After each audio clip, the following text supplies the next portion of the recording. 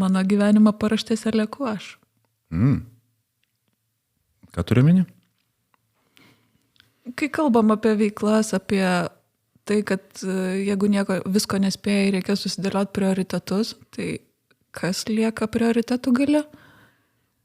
Apskritai, man prioritetai, jeigu kalbam apie prioritetus, man yra vienas prioritetas. Negaliu susidėlioti eilės prioritetų. Nes jeigu kažkas yra mano gyvenime, tai visa tai yra svarbu. Tai reiškia, viskas yra prioritetai. O kaip tu tada lieki tame prioritetų gale? Aš tampu mažiausiai svarbi savo. Nes visų pirma yra veiklos, kuriomis aš užsiimu, ar tai yra mokslai, ar tai yra darbas, ar tai yra man kažkokia tai miela svarbi veikla.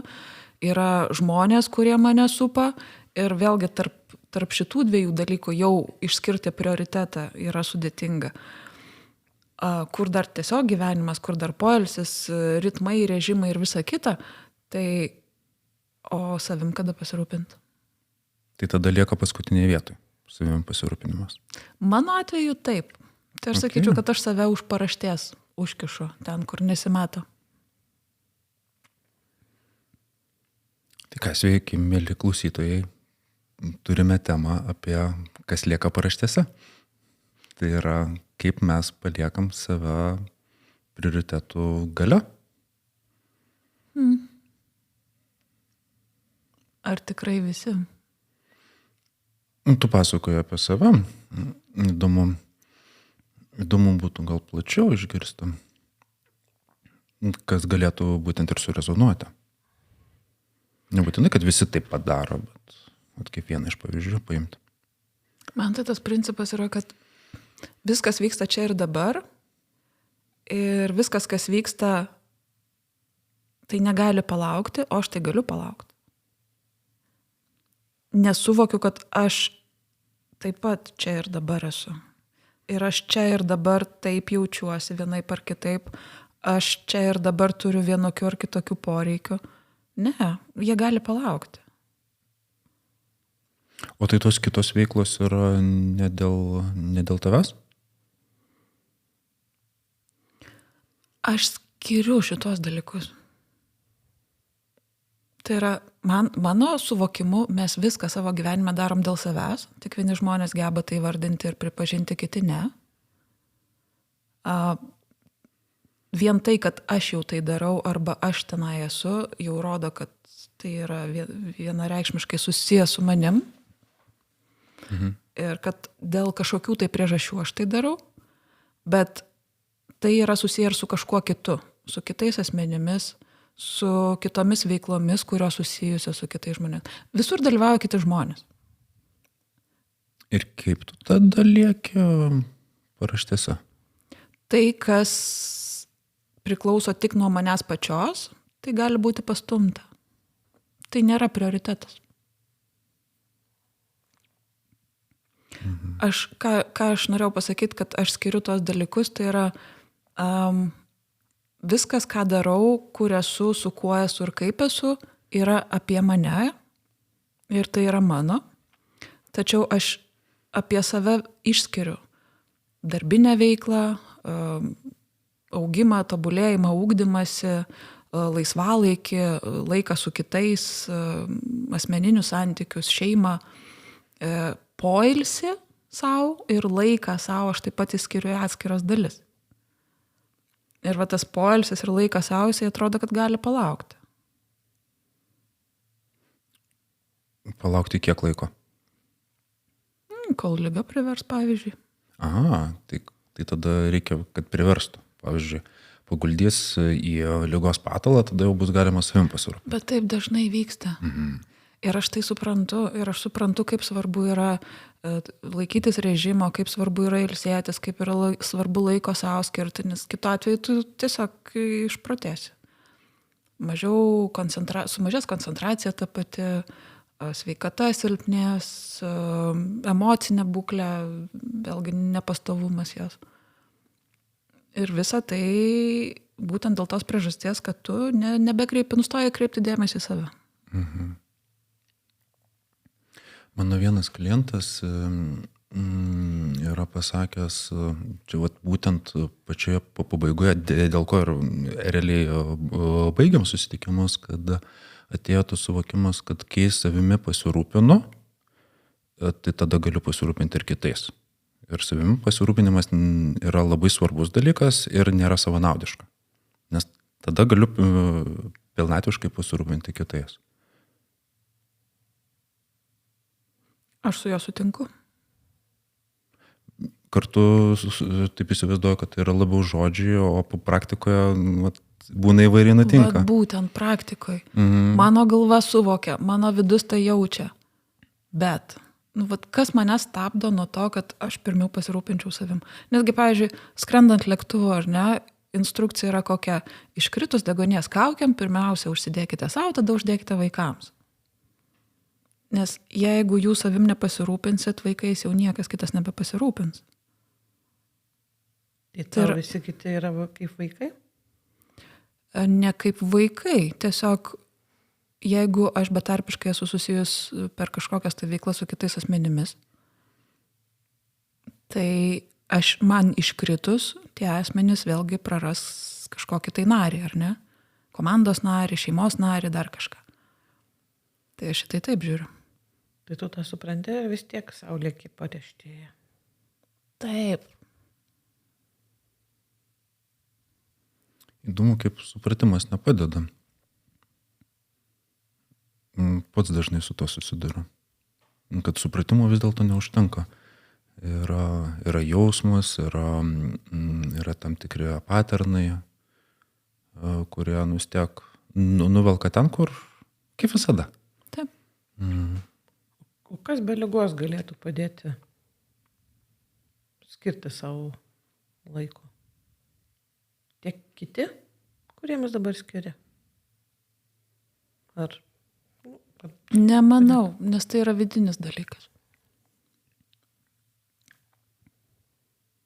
Net jeigu ir artimas žmogus sakytų, viskas eik ilsėtis, tau reikia ilsėtis, viduje yra kažkokios tai atsakomybės, kažkokios tai, negalėčiau to įvardinti kaip prievalėmis.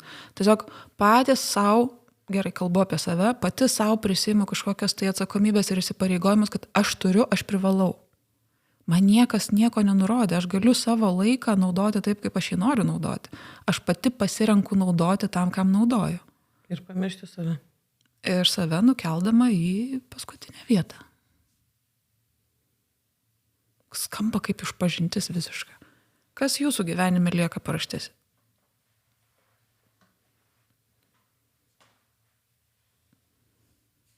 Pastaruoju laiku tai paraštėse lieka mano poilsis. Skamba labai panašiai. Aš anksčiau turėjau tokį įprotį kalendorijoje planuoti, kada darau dalykus, o kada ilsiuosi. Ir paskutiniu metu jaučiu, kad vergauju savo kalendoriui, kuriame yra darbai surašyta, ne poilsiai daugiau. Realiai labai mažai poilsio yra įrašyta. Reikia tą, reikia aną, reikia ten, reikia. O kad reikia pailsėti, tai čia toks mažiausias iš reikia. Ir aš pastebiu, kaip tas labai dažnai ir savo darbę, psichoterapiniam susiduriu, kad man tas labai irgi skamba. Save padėti, kad vėliau tai yra lengviausia. O jeigu dėl kitų, tai tada jau tarsi svarbiau. Kitu atveju tu būsi savanaudis. Aš taip negalvoju, kad apie savanaudiškumą. Kartu dėl kitų aš jaučiu didesnį įsipareigojimą. Tai yra, kad dėl savęs kažką taip padaryti, tai kai galiu, noriu, o dėl kito tai jau galiu įdėti daugiau pastangos.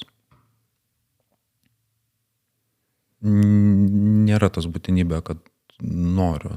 Tai gali būti ir be noriu, tiesiog nes reikia. O kaip tau ta mintis, kad viskas, ką mes savo gyvenime veikiam ir darom, tai yra dėl mūsų pačių? Ir tada tavo tas teiginys, kad kai tai susijęs su kitais, kai darai dėl kitų, kaip tada?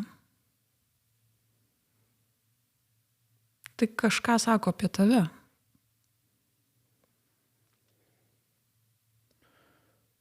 Man viena iš tokių vertybių ir ką aš vertinu kitose žmonėse ir savyje, tai yra žodžio laikymasis. Man tai yra labai vertingas dalykas. Ir jeigu prisijemu kažkokios tai pareigas ar atsakomybės, tai aš jas ir darau tada. Man tai yra labai svarbu. Tai kažkuria tai dalimi, tai tada, kaip ir patvirtina tavo teiginį, kad taip aš dėl savęs, nes man šita vertybė yra labai svarbia. Kartu pasirūpinimas savimi, tada gali nueiti į kitą planą. Tai tau reikia dažniau pažadėti savo, ilsėtis. Tu būsi priverstas laikyti žodžio? Ne, čia nepadeda. Aš galiu... pavyzdžiui, vienas iš tokių buvo praėjusią savaitę, nutariau, kad kalendorius kalendorium, jisai taip, nuolat vis pildosi ir sako, ne, tu niekur nevažiuosi, aš kaip tik planavau nuvažiuoti į pajūrę, skirti kokią darbo dieną ar dvi tiesiog, kad išvažiuoti, savo skirti laiko. Ir kas man padėjo vis dėlto išvažiuoti, nes kalendorius tai sakė, ne, niekur tu nevažiuosi, nes žiūrėk, kiek yra reikalų. Tai aš pradėjau garsiai apie tai kalbėti, kad kiti žinotų. Ir va čia man įsipareigojimas jau tada yra, ir kiti žino. Tada gali paklausti. Egle, pavyzdžiui, tau pasakiau, tai jau žinau, kad tu manęs paklausi. Ir čia jau yra, neturėsiu ką atsakyti, žinai, čia užsidirbau, čia nebuvo, žinau, kad iš tikrųjų tai galėjau. Ir čia jau man yra lengviau tada pasirūpinti savim. Tai yra įsipareigoti prieš save, ne visai prieš kitus, man lengviau. Tai man tas padeda. Duoti pažadą savo neveikia. Duoti pažadą savo garsiai, kad kiti žinotų, tada veikia. Bet tik savo tai neveikia. Kartais veikia, bet kai yra sunkiau, tai tada ne. Aš save galiu padėti į kažkurią tai lentynėlę. Panašiai kaip ir tu dalinaisi, Ieva.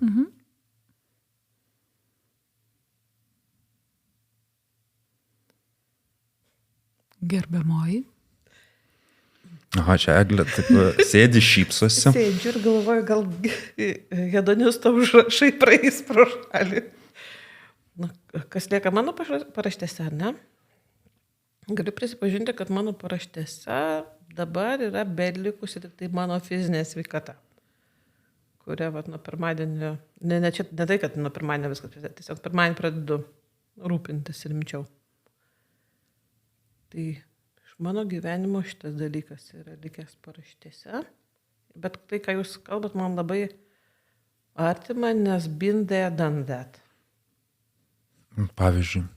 Tai reiškia, kad, ta prasme, būti kitiems, ne savo. Ir čia radau savo atsakymą, kodėl aš tą dariau. Nes aš taip save įprasmindavau. Kad tiesiog buvimu savo su savimi, tai atrodo toks neužskaitydavo aš tokio buvimo. O kai būnu santykėje su kitais, įsipareigojimuose su kitais, kažkokia tai bendrystė, tai tada tokia, atrodo, mano egzistavimo įrodymas yra tie buvimai su kitais arba dėl kitų, kitiems. Bet mes juk nekalbam apie tai, kad arba taip, arba taip, arba... Aš suprantu, aš tiesiog šneku apie tokį, ta prasme, koksai buvo kraštutinumas, kas buvo ryšku tada. Nes čia atipendė tą vietą, kur tu Ieva sakai, kad viską darome dėl savęs. Tai aš taip dėl savęs veikiau per kitus. Nes taip save mačiau. O dabar praktikuoju savęs paisymą. Priverstiniu būdu. Net paprastų tokių dalykų. Tarkim, aš darau Duolingo, mokausi ispanų. Ten karts nuo karto būna taip, kad gauni bonusus, kada tavo taškai, 15 minučių, kada tavo taškai dvigubinasi. Ir anksčiau jeigu, tarkim, aš darau tą pratimą ir tuo metu man ten skambina kas nors arba rašo, aš puolu iš karto atrašinėti arba kelti ragelį. Dabar aš tiesiog save priverčiu, kad tai palauks, nes tai yra tik 15 minučių, na, išskyrus pačius artimiausius tėvus, tarkim, kur gali būti kažkas nutikti. Aš padarau, save laikau prioritetu tuo metu ir tada atrašau arba atskambinu. Kaip tu taip išmokai? Tiesiog mokinausi. Kaip aš išmokau, aš mokinuosi, aš dar procese ir negaliu pričinti, kad taip ir reikia, bet aš tikrai tokiu būdu, galiu pasakyti, kad kas mane pastiprina, aš pamatau, kad nesugriūva dalykai. Nes anksčiau atrodydavo, kad be mano kažkokios tai gaus įsikišimo arba kažkokio sureagavimo, kažkas tai sugrius, aš kažką nuvylysiu, kažko nesilaikysiu. Ir kažkaip pastebėjimas tos, kad kai aš paisydavau savęs, kad tai būdavo gerai ir kitiems, stebėjimas tokių sėkmės atveju mane pastiprina. Nes mane buvo sustabdžiusi sveikata, apie ką tu, Ieva, šnekėjai. Visai. Ir tiesiog aš supratau, kad aš tikrai nelaikau to laiko, kai tave sveikata iškinko laiku savo. Tai yra laikas ligai, bet ne savo. Priverstinis poilsis, kuris visai nepanašus į poilsį. Taip, ir tai yra laikas ligai, kur tu galvoji, taip, reikia dabar išsisveikti.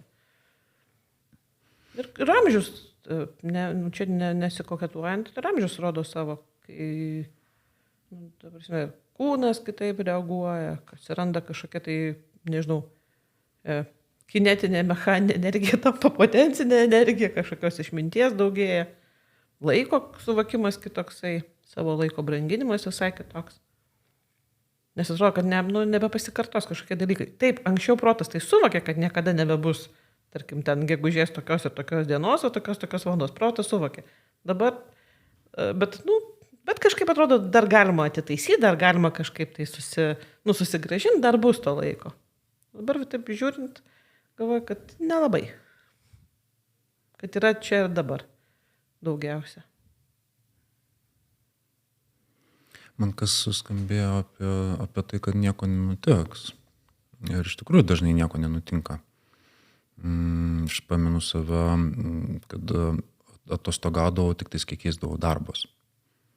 Nes tarp darbų tik tais atostogas įvykdavo. Nes tuo metu, tai kas be manęs, čia dabar tokia didelė karūna man ant galvos, ir kaip čia dabar be manęs žmonės išgyvens. Tada jau pradėjau mokytis, kad jau galima išeiti atostogas ir pradėjau vadovauti įmonėms. Ir vėl tas iš naujo. Taigi čia įmonė dabar kabo ant galvos, kaip aš čia dabar išvažiuosiu atostogauti. Ir yra tekę atostogauti kaip ant popieriaus, bet būti labai ant ryšio. Tai yra, pavyzdžiui, nusileidžia lėktuvas, jau galima įsijungti ryšio priemonės ir aš jau laiškus atrašinėjau, jau skambinu, jau pavedimus darau, jau pilna reikalų. Žmona laukimo salėje pasirėmusi galvą laukia, nes man taip šiek tiek užtrunka tie dalykai. Tada jau galime keliauti toliau. Bet, važiuojama mašina, aš ten dar tvarkausi reikalus, tada viešbutyje išsikraunam daiktus, žmona krauna daiktus, aš dar darau dalykus. Tai toks tas ir poilsis tada, automatiškai. Bet kai pabandžiau tiesiog nebūti pasiekiama, pasirodo nieko tokio, buvo kur sugrįžti ir nebuvo, ten pelenai neruseno. Tai yra, kad galima pasirūpinti savimi, nors gali ir atrodyti, kad ten, be manęs ten sugrius. Gal ir sugrius, bet manau, kad tai yra retas dalykas. Dažniau tai yra jausmas. Ir kažkaip pažįstant jūs, kiek aš pažįstu, ir pažįstant pačią save, aš žinau, kad mums nelemta būtų užmigti ant laurų. Tarkim, nueiti tinginystę šitoje vietoje. Kas atrodytų, kad, tarkim, kažkoks abejingumas kažkokiam dalykui, ar ne? Paisimas savęs, tai reiškia, kad pamiršimas kitų. Man atrodo, kad būtent tas darbas yra apie tai, kad atsiminti save mums yra didesnė pastanga, negu negu pamiršti kitus. Nu, negu ta prasme, pastanga atsiminti kitus. Tai kažkaip tokios praktikos, ir tas, nežinau, man ir kalbėdavo visi, sakydavo, kad taigi niekas nenumirs, niekas čia neatsitiks, niekas čia nebus, bet aš pat to netikėdavau. Tokie kažkokie paliūdėjimai dėl tokio neintensyvumo, neprivalomo budėjimo kiekvieną akimirką padeda truputėlį nusiraminti. Čia atsakant į tai, ką tu, kai Ieva klausė, kas man padeda, žinai, šitam visam reikalė. Bet aš procese, man tai vis tiek dar yra pastangos reikalas save laikyti prioritetu situacijose. Ir ne visose aš tai darau. Tai jeigu klausčiau, kas tau padėjo, tai turbūt reikėtų perfrazuoti klausimą, kas padeda prisiminti. Ar gerai suformuluoju? Taip, padeda man prisiminti sėkmės atvejai. Man padeda prisiminti tie dalykai, kad užimtaisiais laikotarpiais, kai daug intensyvo, mane maitina tos akimirkos laikų, kai aš skiriu savo. Aš prisimenu tas savo, aš tai vadinu saugiom vietom savo galvoje, ar ne, tai, pavyzdžiui, nežinau, koks nors žiūrėjimas į jūrą, arba kaip aš gulėjau, skaičiau knygą, mane tai pamaitina tom akimirkom, kai negaliu to padaryti. Aš tarsi sugrįžtu į tą savo saugią vietą ir mane tai pamaitina. Tas irgi padeda. Padeda tai, kad suvokimas, kad mes esam skirtingi ir kad ne visi žmonės puola, ne visiems yra būdinga iš karto pulti tenai, padėti atsiliepti ir panašiai, taip toliau. Ir kad nieko tragiško neatsitiks, jeigu tai yra kažkoks tai laikus. O pavyzdžiui, aplinkiniai žmonės, ar ne, artimi, ar ten šeimos nariai, ar antra pusė, ar dar kažkas, ar jie suvokia tą dalyką, kai pasakai, kad, aš dabar tiesiog noriu savo pabūti. Nėra tokio, kad, o gal kažkas atsitiko, gal čia viskas tau gerai ir ten... Aš turiu prabangą šitų klausimų. Aš esu viena. Tai tėvai man yra prioritetu, jeigu ir jie, tarkim, nereikalauja nuolatinio dėmesio. Tai jiems man skirti nėra problemos, o kitiems nereikia aiškintis, nes neturiu kam beveik aiškintis. Na, tarkim, draugai kažkur tai kviečia, einam dar kažkur pabūsim, padarysim kažką, ir tu sakai, ne, aš noriu pabūti. Tai aišku, kad tai nėra malonu, tai visko aš susilaukiu, bet aš tiesiog, kaip sakė Vincas, tai yra labai žmogiška, nes kažkoks atrodo bėgimas į priekį, matymas scenarijų, begalės pasirinkimų, galimybių, to, kas gali būti tą akimirką.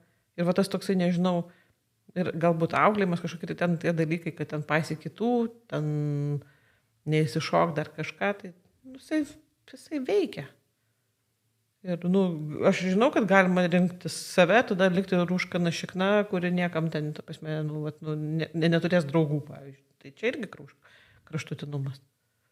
Aha, man čia irgi kažkaip apie kraštutinumą taip ateina mintis, nes tada, kaip pavyzdžiui, psichologas dirbantis su netektimis turėtų labai taip lengvai palaidoti savo artimai, pavyzdžiui. Ir be kažkokių tai tenais ilgesnių ten gedulų, taip, ašalėlę gal galima ten nubraukti, bet taip, tokią legalią nubraukti ir jau kaip ir jau viskas. Man tai bullshit, nesąmonė. Tai gali dirbti, kiek turėti patirčių, ten knygų perskaitytų ir taip toliau, bet ištinka, ir ištinka. Ir kentėti man tai atrodo labai žmogiška. Tiesiog svarbu, kad tai netaptų tokia didelė gyvenimo dalimi, kuri nesikeičia. Tai yra, kad gal toks, pavyzdžiui, etapas yra iššūkiai, ką Eglė tu sakai, tai yra kompromisai. Taip.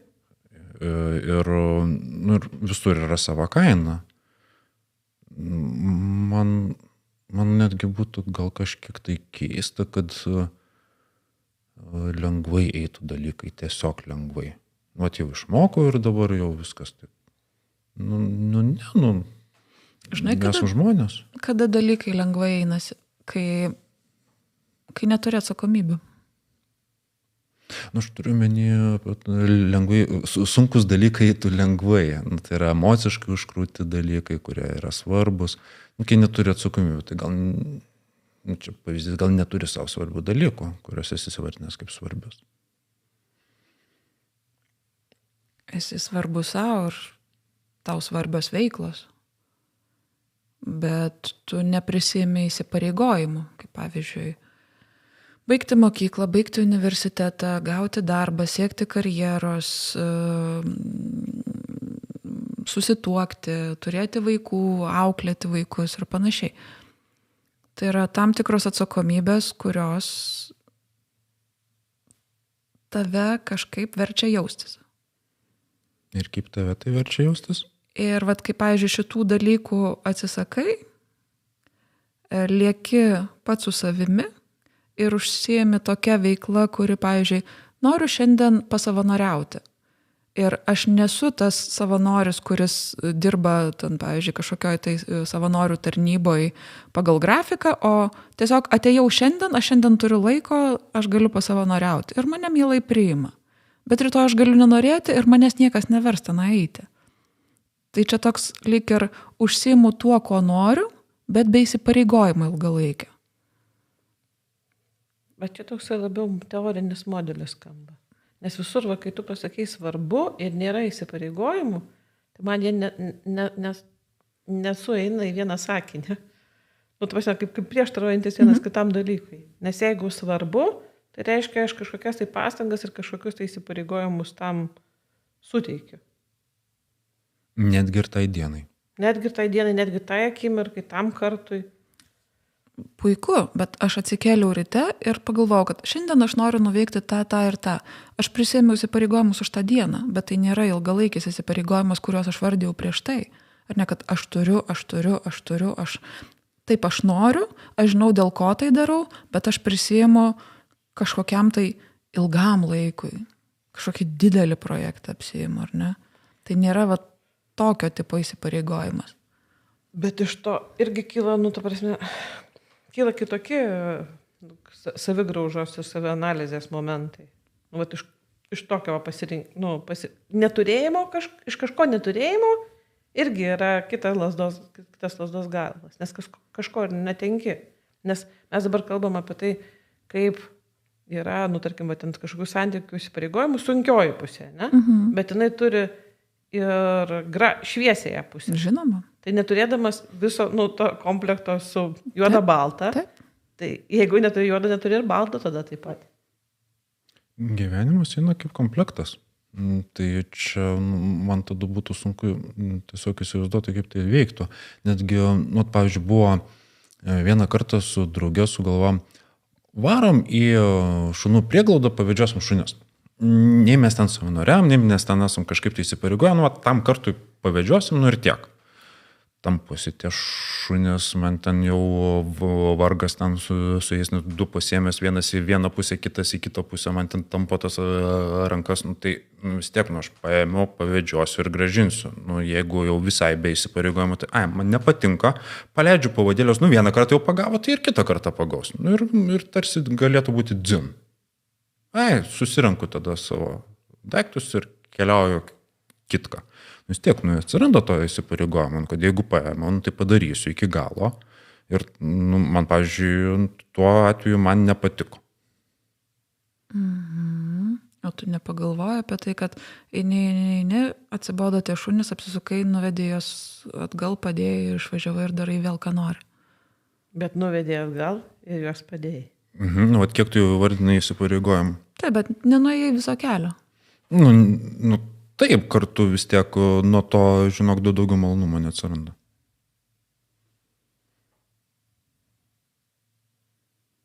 Iš tikrųjų, taip ir buvo, kad tikrai trumpiau vyko tas vedžiojimas, man labai nepatiko. Tiesiog man buvo labai keista, aš nepratęs taip, kad šunis taip elgėsi, dar jie ten piktis, kai kurie pradėjo, ten iš jūsų buvo, kad kažkaip mums čia nesiseka. Ir parėjom, kažkaip tai nesigauna, ir tiek. Taip sakyčiau, pabandėm, nepavyko ir einam toliau. Bet tai vis tiek parvedimas vyko, nebuvo tiesiog palisti po pavadėlį, tai kaip gausis, vis tiek įsipareigavimo atsiranda. Ir aš kažkaip sunkiai įsivaizduoju. O jeigu ir be tokių momentinių, tai yra, jeigu apskritai neįsipareigoja, tai kaip santykių užmėgsti su kažkuo tai. Tai yra, su kažkokiu tai darbu, su kažkokia tai veikla, su žmonėmis, užmėgsti santykį. Man tai šalia labai yra. Nes tada aš tiesiog sunkiai įsivaizduoju galėjimą mėgautis procesu. Čia mano toks bent jau labai toks šališkas įsipareigotojo žvilgsnis. Mėgstančiai įsipareigoti žvilgsnis. Aš girdžiu tave Vincai ir galvoju, kad man atrodo, kad mums kaip žmogiškosioms būtybėms tai yra tiesiog prigimtyje. Bet koks santykis su kitu žmogumi turi ir įsipareigojimų aspektų. Man tai labiau tas svarbus yra procesas, tai yra, kad neužstrigti kažkuriam tai viename etape. Tai yra, kad, pavyzdžiui, galiu įsipareigoti ir galiu atsitraukti ir galiu sugrįžti. Tai yra, kad galiu judėti. Tai yra tas pats, pavyzdžiui, su partneriu. Aš labai džiaugiuosi laiku leidžiamu atskirai su žmona, pavyzdžiui, ir džiaugiuosi leidžiamu kartu su ją. Tai man tas labai, abu labai gražus laikai yra.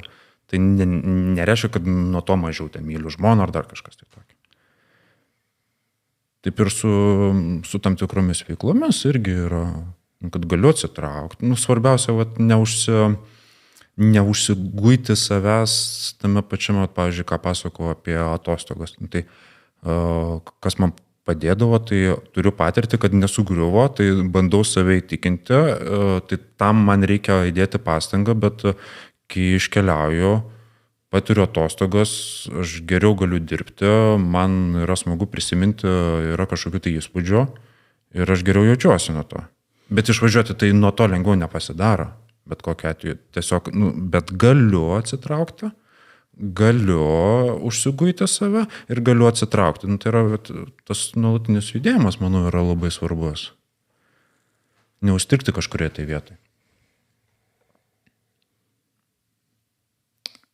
Aš girdžiu, bet dabar galvoju, žinai, kaip aš jaučiuosi? Ne.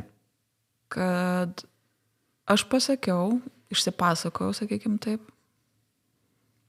kad aš save palieku paraštėj, neleidžiu savo skirt laiko savo, nes jaučiuosi kalta, bet kalbėdama apie tai, aš nesijaučiu suprasta. Okay. Aš girdžiu, ką jūs sakot, aš girdžiu pavyzdžius ar patarimus, bet aš nesijaučiu suprasta.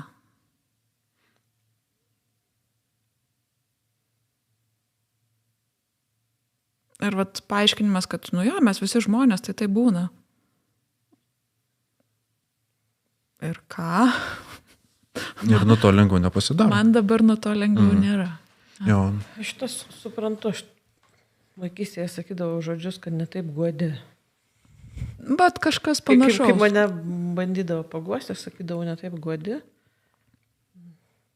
Mes daliname savo pavyzdžiais ir kažkaip aš tai galiu, man buvo momentas noras išsakyti jausmus ir man norisi pasakyti, kad man ta prasme, liūdna, kai tu taip sakai, žinai.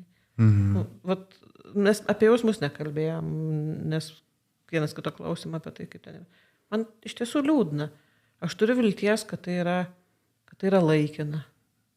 Man norėtųsi, kad, ta prasme, man rūpi, kad tu skirtum laiko savo taip, kaip tinka tau su atleidimu savo. Ir kad, pavyzdžiui, žinau, kad už tavęs to nepadarysiu, už tavęs to nepadarysiu, kad galbūt mano būdas tau visiškai gali būti netinkamas. Man yra didžiulis rūpestis apie tai, kad tu pasirūpintum, ta prasme, kad tave neištiktų liga, pavyzdžiui, mane, kai tu pasakai liga, iš karto gazdina, kad liga, linkėčiau tau, kad atsirastų to laiko natūraliai ir kad jisai būtų legalus. Tai va, tokie jausmai man kyla. Ir kažkaip, ir labai man norisi vilties. Ir, pavyzdžiui, jeigu, kai klausėt man, kas man padeda, tai galvoju, jeigu tie pavyzdžiai gali kvėpti, tai labai džiaugčiausi. Bet tai tikrai nesinori man to pryčinti, nes kaip ir sakiau, aš turiu tam tikrą galimybę dabar taip. Ir buvo metas, kai va taip buvo. Ir kai aš atsimenu save tenai, man liūdna. O dabar dėl tavęs irgi yra liūdna. Ir galbūt, kai tu taip pasakei, žinai, galvoju, pabūsiu sąmoninga, žinai, apie tai, kad, tarkim, jeigu yra kažkoks tai santykis, tarp mudviejų, pavyzdžiui, būtų santykis, ar ne, kuris visame dideliame tavo tempe dar padidintų tempą, tai aš būčiau sąmoninga apie tai, kad, žinai, net nedidinti, pavyzdžiui, to tempo. Nors žinau, kad čia tavo pasirinkimas, ar ne, bet kiek aš galėčiau būti atidi santykė su tavimi, bet šito klausimu. Tai aš dabar negodžiu, bet tiesiog apie jausmus mes nešnekėjom, tai noriu tiesiog pasakyti šitus jausmus. Žinai. Ir ne tai, kad, išjunkim, žinai, Ievą ir spręskim šitą lygtį. Tu neliktas.